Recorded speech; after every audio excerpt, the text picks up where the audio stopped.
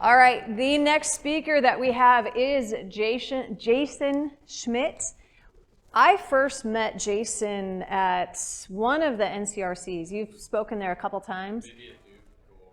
It was Duke. And he, I think, definitely has been a pioneer for coaches when it comes to social media and branding your program online. I know social media for a lot of coaches is you either love it or you hate it, right? And seeing what Jayson has done, he really stood out as a coach that is doing something different and unique, that is capturing the attention of recruits. And he did it online. And I think he started the social media kind of movement for coaches and needing to get on the ball with what we're doing. So we are attracting those that want what we have. Jayson's done a phenomenal job. I mean, he's been a 10-year veteran of college coaching. Then he started his company Preseason and has been helping college coaches brand their program through recruiting. So Jayson is here to talk about how to win social media and influence recruits. So please welcome Jayson to the stage. Thank you.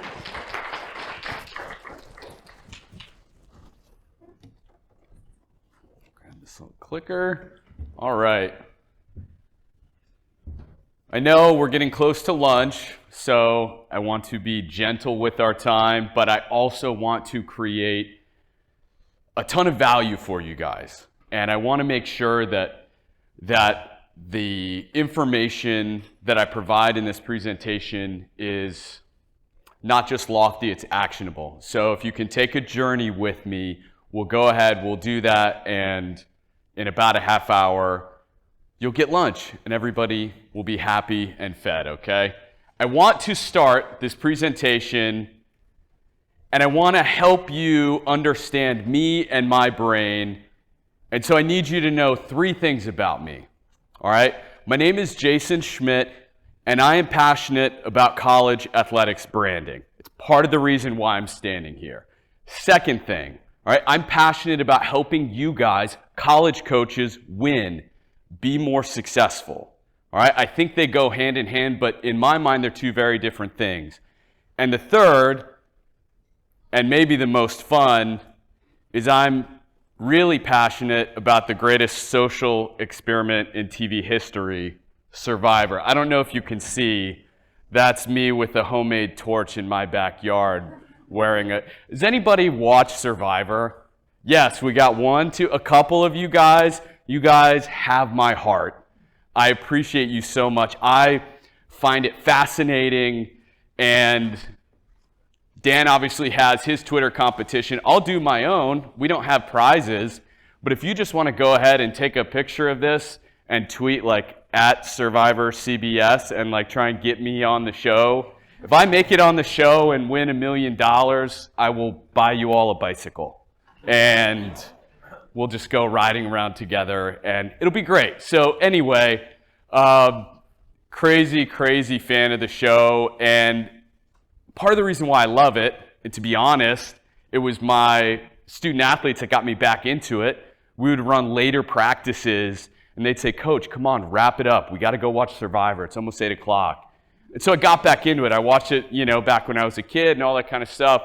And so I got back into the show, and it's so captivating because they tell stories really well.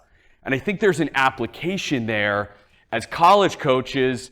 How do you tell your story? It's the core of your brand, and it's the core of who you are as a program. If you don't tell your story, somebody else will. And it might be a rival coach, it might be a parent, it might be a player that didn't have a great experience, or it could be the ones that did. So it's very important that you own whatever that story is. Talking specifically about social media today, we'll get into some specifics. Anyway, I'll get off this slide. That's enough of that. So 3 takeaways, all right? 1, we're going to talk about strategic focus. We'll kind of go 30,000-foot view. Secondly, I want to do a brief but deep dive on each of the social networks so we can kind of walk through that in case you're familiar or unfamiliar. And then lastly, we're going to wrap up with some best practices. So does anybody love social media? Got any lovers of social? 2 of you? 3? Is anybody like kind of in the middle? About 3 more of you. Who hates social media or doesn't use it or doesn't love it? Awesome. Well, I'm here for you guys, here for all of you, and hopefully we can make this a little more palatable. Because I will tell you this, if you don't utilize social media well, you're getting left behind. All right? Our world is changing. 2022 is a different world than what it might have been even like 10 years ago. And I don't think anybody saw a lot of what social media has become. I don't think anybody saw that coming. But it's here now, and chances are within a couple years it's going to change and continue to iterate and get even more complex and better than what it is currently. So, first, winning on social is important. I don't believe that your output on social and your success are correlated. When we were at Boston University in 2018, I gave a presentation and I talked about 10xing everything that you do on social media and creating an environment where you're just pumping tons of content. I'm going to walk that back a little bit. I think COVID taught us a lot about health and doing what you can within the realm of possibility. All right? I think it's important that you maintain balance, and I think you can win. I think you can be successful not spending, 20 hours a week on social media. It's not required. Or you don't have to do that. Certainly some people do, and maybe the 2 people that raised their hands that said they were passionate about social will do that. But for the rest of you, it's really, really feasible to spend maybe an hour a week and still get a great output. And to that end, I think you should have a goal, minimally, to be the best program in your conference when it comes to social media. All right, there are some programs out there that have a ton of resources and do a ton of amazing things. I'm not asking you, certainly you could shoot for the stars, but just be the best in your conference. You can look up everybody's Twitter handle, their Instagram. If they've got a TikTok, you can see what they're doing and benchmark your program against theirs and ultimately determine what do we need to do? How do we need to get better at what we're doing to have a little bit more success? Because again, if maybe you're unaware, what you're doing on social media, it's being noticed by your recruits. It's where your recruits live. They spend all day on their phone, and so there is a direct correlation between what's happening on social and your recruiting, whether you like it or not. All right, so first step. All right, we're not necessarily going to do this right now, but this is something that you can write down and spend some time. We're going to do a diagnostic, all right? So really what this is for you is who's doing what, what's their skill set? Is it you? Are you the head coach? Is it an assistant coach? Is it a GA? Is it a student athlete? All right, and then who are your creators? All right, and what's your culture? Okay, because, and we'll get to this in a moment, your student athletes are a huge content generator for your social media, and I think it's important that they reflect what your program actually is. And so, unfortunately, when it comes to authenticity, you can't fake what your program is versus what you want it to be. Like, it's just going to be what it is. But you have to get your kids in control. You got to give them the phone and let them create for you. So I think it's important to figure out who's doing what. And as I was saying to some of the people that joined us for dinner last night, who are those go-to? Maybe it's a captain, maybe it's a freshman on your team that's just full of life and full of energy, is charismatic, and is somebody that you can put in front of a screen and they just click. Like Leslie, your kids that you put on your slides, those videos, I was engaged just listening to them talk, and that is an important component of this. So anyway, step 2, I want you to rank your social apps. All right? What do you use the most, and where do you get the most engagement? If you're not tracking that, you should be, and it's really easy to do a lot of that within the apps. There's a lot of different apps that you can use to be successful as it pertains to social media with your program. Some of these, of course, you can have a team account. Some of them, maybe you've got a personal account. all right? And I think both are important, you know, especially if you're a head coach, you're the figurehead, and people are going to naturally be attracted to you because they ultimately want something that you have, whether it be a roster spot or whatever, okay? All right, next, we're going to create a game plan. This one's pretty simple, all right, but it goes like this. All right, primary app on social media. We're going to spend 50% of our time there. All right, very simple. 50% of our time with this one app, we're going to be creating a lot of content there.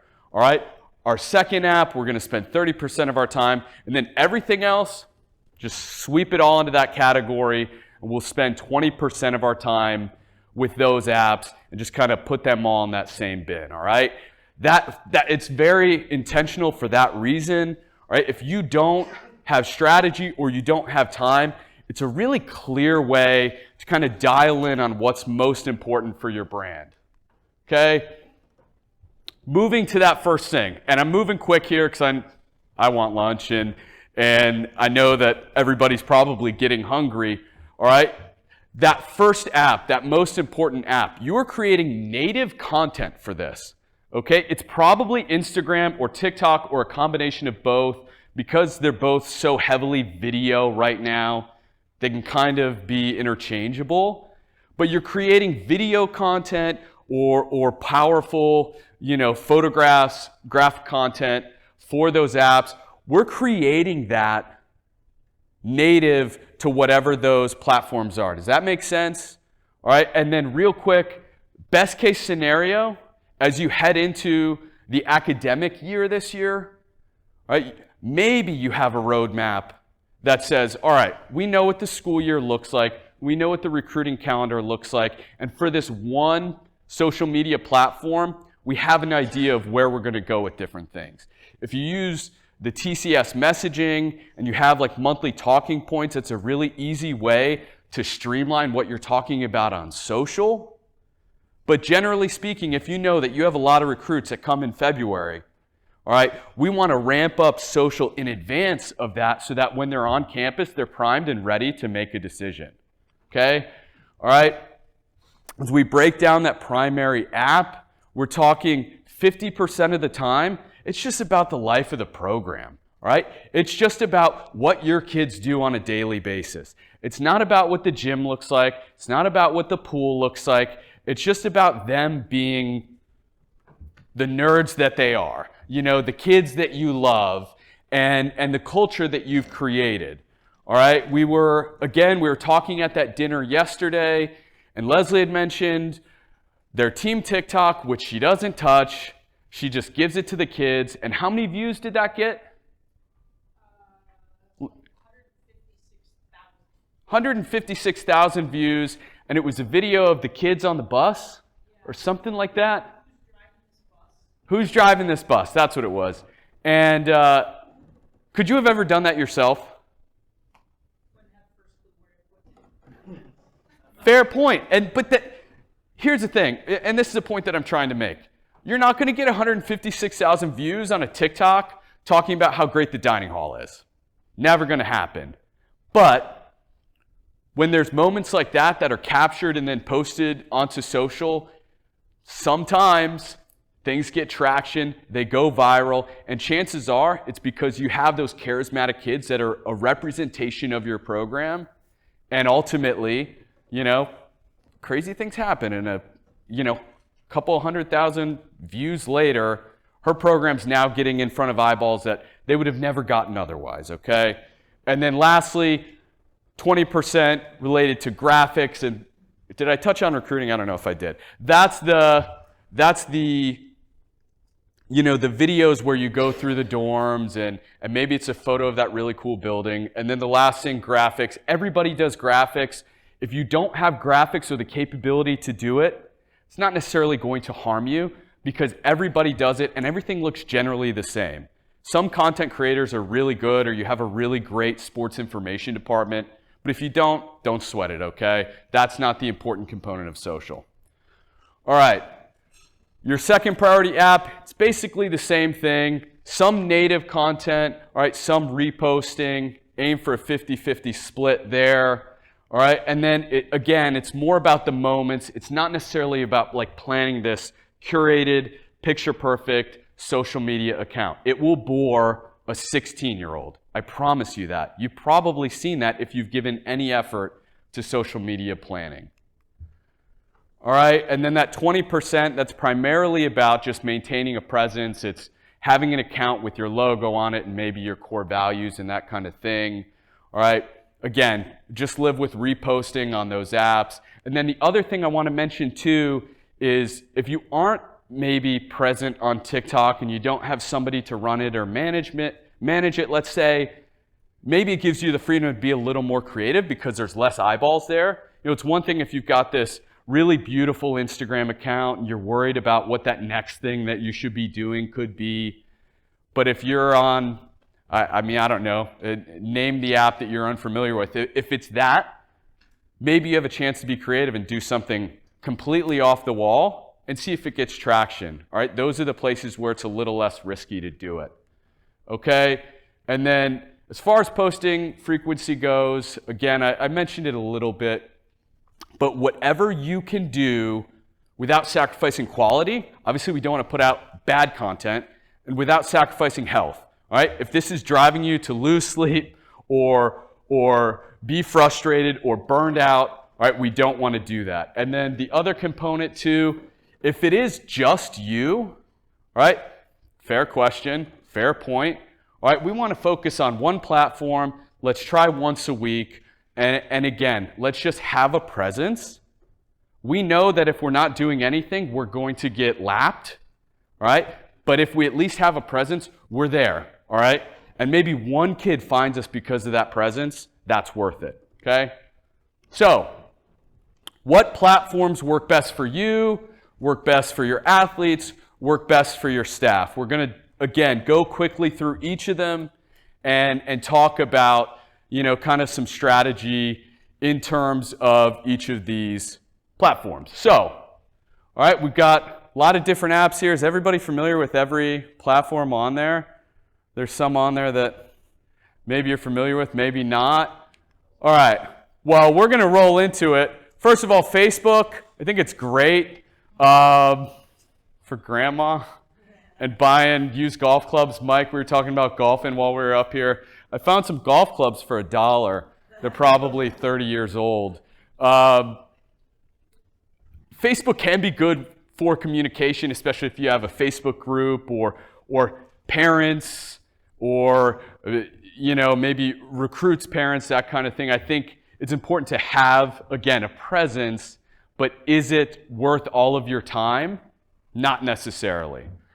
All right, Snapchat, if you use it and you love it, great. If your recruits are there and you want to be there, great. But otherwise, I think this is one man's opinion, I think it's becoming slightly redundant, especially in the way that some other apps are developing. So move on from there. All right, YouTube, great place to host your long form content. If you have like a 20-minute campus tour video, host it there. If you have your old NCRC talks like I do, host it there. That's a great place for it. Maybe an easily findable location where you can send links as opposed to something like Instagram, even though they do long form video now. All right, and I will say this too, the other benefit of YouTube is they're a Google company, which means you get to kind of hack into Google search and their search algorithm, all right, which means somebody types in your program on Google, that's going to come up a little bit quicker than something from Facebook, Instagram, TikTok, okay? All right, next, LinkedIn, great for networking with alumni and, of course, career opportunities for you guys, though you'd probably never leave where you're at. You're probably going to be there for the next 20 years, and that's enough about that. But if you ever did decide, not that you would, but if you ever did decide to leave, that's probably a good place to maintain a personal presence so that you're ready if you want to. Again, not that you would. All right, so that leaves us 4 apps left. Moving quickly, that's Twitter, Instagram, TikTok, and Be Real. Anybody heard of Be Real? All right, a couple of you guys. This should be fun.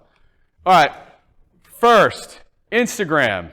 Instagram is the national champ of the apps. I'm not going to make you chant it, but it's the reality right now. All right? And if you're ready, I'm going to take you on a little journey as we understand the power and capability of Instagram. I believe, again, one man's opinion, I believe Instagram has the power to flip your program upside down and change it forever. There are some efficiencies within the app that give you the ability to do things that we've never been able to do in the history of recruiting student athletes, okay? I'm so excited. I had an energy drink after our run this morning, so I'm like wired right now. But this is important because for coaches at schools with enrollment that's struggling, you have an opportunity to be a guarantee. You know, you're going to bring in those 4 kids every year, those 12 kids every year. And if you can use technology and specifically social media to do it, you should. And you can. And we'll show you how to do it, all right? So again, I want to make sure, and this is a great example, by the way. I took a screenshot of the University of Tampa volleyball. Okay, if you guys are familiar with Tampa, they're a Division II school in Tampa, Florida. I don't know if you can see, 200,000 followers. Absolutely astronomical numbers for a tiny Division II school. All right, they did win a national championship last year. They'll probably win 3 more before the decade's over because they're absolutely dominating everybody regardless of division. All right, they've leaned into the video format and reels, and you got to check them out. It's a phenomenal case study for what's possible on this app. Okay, obviously you guys know a lot of this. You can post photos, you can post videos, reels, slightly different. You can post stories, you can broadcast live. Does anybody do all of that? Probably not. All right, and the other thing, obviously your recruits can see all of this, but you can take this content and you can DM it to them directly. All right, whether they have an athletic specific account or whether they've got a personal account that's just for their various things that they do, you can send it to them. And you can say, hey, you know what? We just posted this. I thought it was amazing. Take a look. All right? The other thing, you can see their status. All right? You can literally see if they're online. What? Do you understand how crazy that is? You send a kid an email. Maybe they ghost you, maybe they don't respond. You can literally see when somebody's online and target them. You can, look, so you can audio message just like you would in a text. You can obviously call them. You can video call them. You can do all of that, and you can see when they're on. You can see, oh, so-and-so's on Instagram right now. I'm going to shoot them a message. And if I shoot them a message, I'm either going to see, all right, well, they responded or they didn't. But you can also see whether somebody's read it or not. There's so many capabilities within the app that, again, this wasn't built for college coaches, but man, it works nicely. Because you can see if somebody's online and you sent them 5 messages over the past 3 weeks, they haven't responded to you, maybe it's time for you to move on from them, all right? So anyway, and then the other thing, you can actually watch video with recruits and anyone, your friends. I was looking and I didn't know this, honestly, until last week. But you can watch, I guess this is TV. It's Cardi B tries firefighting. Like she tries like a bunch of different things and they videotaped it for some reason. Again, you can literally press play on that and then click a recruit's name and you guys can watch Cardi B together. And you can laugh or cry. And it's like ridiculous how much you can do on Instagram these days. I hope you guys are getting where I'm going with this because there's just so much in the way of possibility, all right? And it should fire you up because here's the deal. Please use Instagram, by the way. Here's the deal. Like I said before, in the past, if you wanted to reach, say, 100 recruits, you had to send an email one at a time. And then mass emailing came and you could kind of send something that's relatively generic. And with a click of a button, there you go. And your content, you usually had to like drop in an image and hope it was small enough or send a link. Now all of this happens natively, all right? You have a cool post, you send it to them, they can see it, all right? They can see it within the ecosystem of Instagram. It shows up with no trouble whatsoever, okay? And the other component of that too, and I'll hit some little wins here in a second. If they're sending it to their friends, you like send them an email. They really can't do that, right? You send them you send a text. They're not going to forward a text to their friends, but you send them content. Then all of a sudden they send it to their friends, who send it to their friends, and you end up with 156,000 views before you ever had a thought, and you didn't have to do any extra work. As coaches searching for efficiency, that should be like way high, right? That should be at the top of your list. If you're trying to think, okay, how can I spend less time doing the things that we know we need to do? We exist in environments like this, and it creates opportunity, okay? So a couple of quick wins, all right? You can kind of see it right here, but you can pin 3 posts to the top of your Instagram profile. It's a relatively new feature, all right, but it's very useful. If you have some evergreen content or some things that you know you want people who end up on your profile page, you want them to see things first, you take those and you literally, all you got to do is click the 3 dots in the corner of whatever post it is, and then you tap pin to your profile, and it appears there. All of a sudden, every kid is seeing the content that you're desiring for them to see. And then a couple of other things quickly. All right, you can create an augmented reality filter. It doesn't have to be like one of those crazy filters that like is 3D. It can literally just be a frame with your program's branding. It's something that's being done right now, especially on the admissions side. All right, so whoever's breaking into athletics is going to be a first mover, which means you might have success there. And then the other thing too, you can create Gifs to be used on Instagram stories. It's something we did when I was at Palm Beach Atlantic, as you can see. A couple of the GIFs that we used. When you type in sailfish, when you're looking for a GIF, we wanted our kids to be able to use that and brand that accordingly. If anybody has any questions and maybe you want to get into some of this stuff, just come talk to me, because this is the kind of stuff that helps you stand out, and standing out is important, okay? Not sure what happened back there. Let's talk TikTok. Real quick, video. It's king, all right? And that's not changing. All right, kids these days, they live on these apps because there's a high level of trust as it pertains to video. All right, I'm going to share a quote from Prabhagar Raghavan. He's a senior vice president at Google. And it says this: 40% of young people, when they're looking to go to lunch, they don't use Google or Google Maps. They use TikTok and Instagram. That's surprising to me, but it makes sense. And here's why. They look for information in a visually rich format, all right? And the other component, there are no ads on TikTok yet when they're looking for that kind of stuff, all right? Tonight, everybody's going to go out to dinner somewhere on Franklin. You go type in on Google, hey, I want to go out to dinner on Franklin Street. You're going to get like 5 ads before you actually get a relevant result. And so right now, kids are flocking to a higher trust area, and it's video. They'd rather see somebody that looks like them talking about where to go eat in Chapel Hill than finding it for themselves, okay?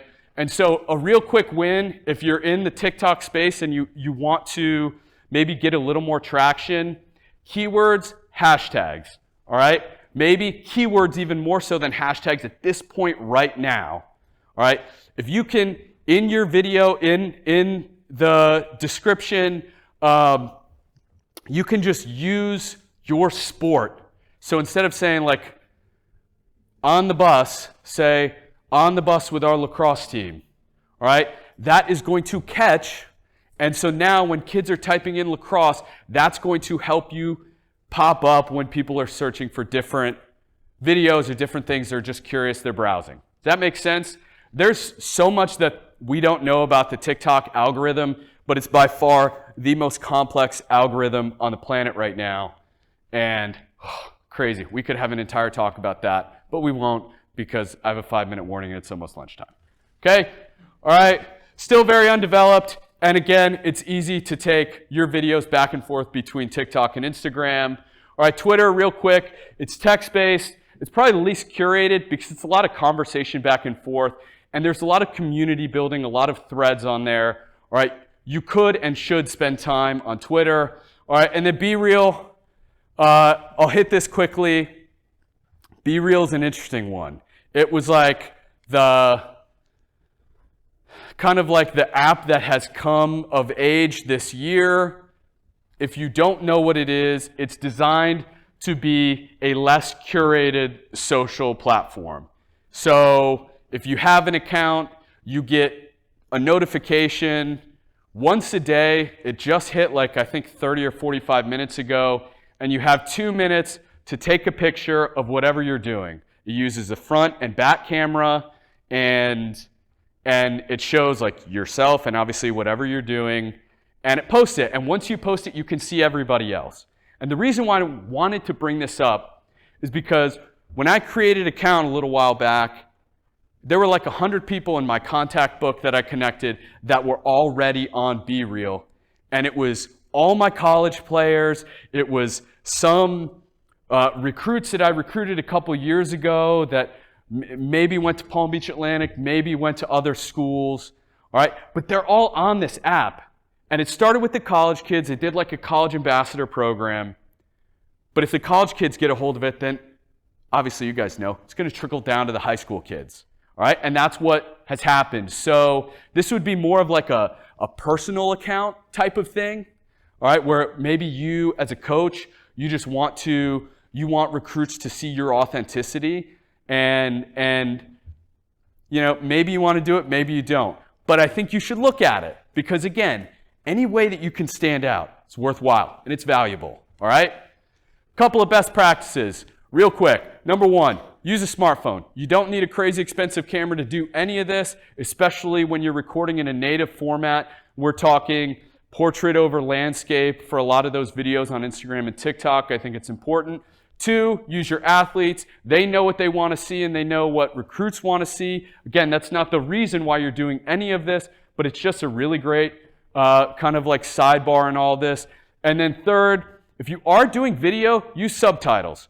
Over half of all people who are scrolling through social media, they start with their videos muted. So if you have a 2-second opportunity to catch somebody's attention and they're not listening to the audio, you have a chance to get their attention by using subtitles right away, okay?